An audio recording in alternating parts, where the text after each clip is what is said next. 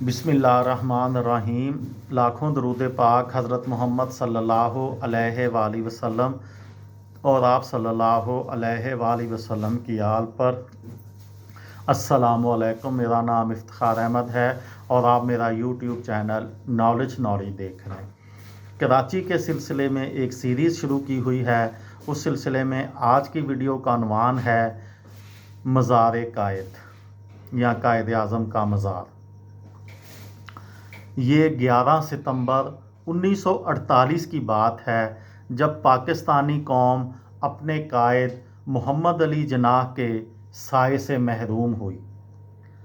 11 ستمبر 1948 کو زیارت سے کراچی واپس آتے ہوئے راستے میں ایمبولنس خراب ہو گئی اور اسی ایمبولنس میں قائد اعظم محمد علی جناح کی جو طبیعت ہے، جو پہلے ہی ناساز تھی، وہ اور خراب ہو گئی اور 11 ستمبر 1948 کو وہ وفات پا گئے۔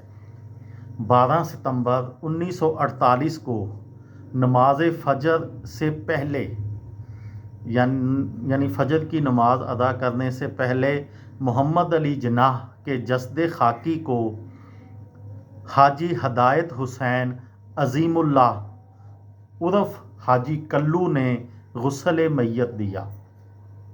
نماز فجر کے بعد مولانا انیس الحسنین نے ان کی نماز جنازہ پڑھائی، جس میں سید ہاشم رضا، سید کاظم رضا، یوسف ہارون اور دیگر عمائدین نے شرکت کی۔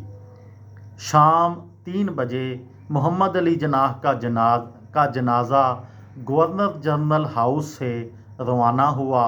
جس گاڑی پر محمد علی جناح کا جنازہ رکھا ہوا تھا، اس کے ساتھ ساتھ پاکستان کے وزیر اعظم لیاقت علی خان، وزیر خارجہ سر محمد ظفر اللہ خان، سردار عبدالرب نشتر، پیرزادہ عبدالستار، جوگندر ناتھ منڈل، پیر الہی بخش اور میران محمد شاہ یہ نمایاں نام تھے جو پیدل چل رہے تھے۔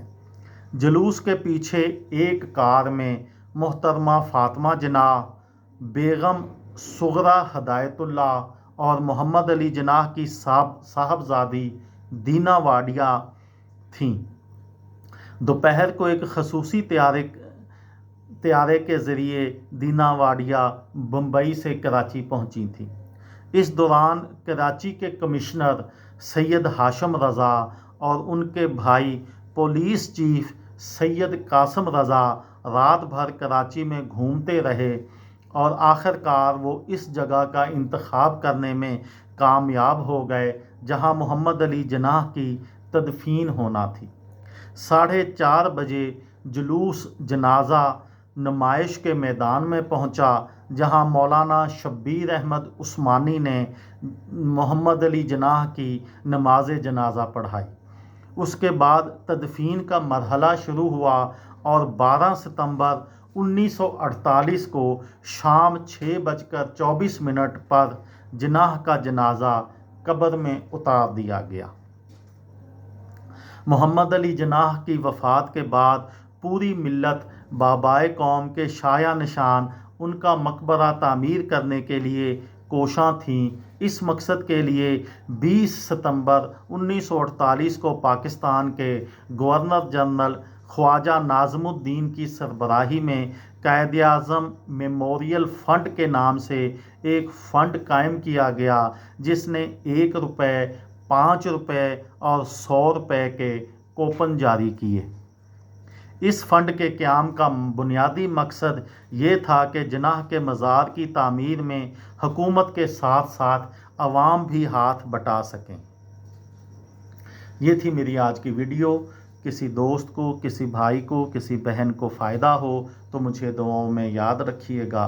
دل دل پاکستان، جان جان پاکستان۔ السلام علیکم۔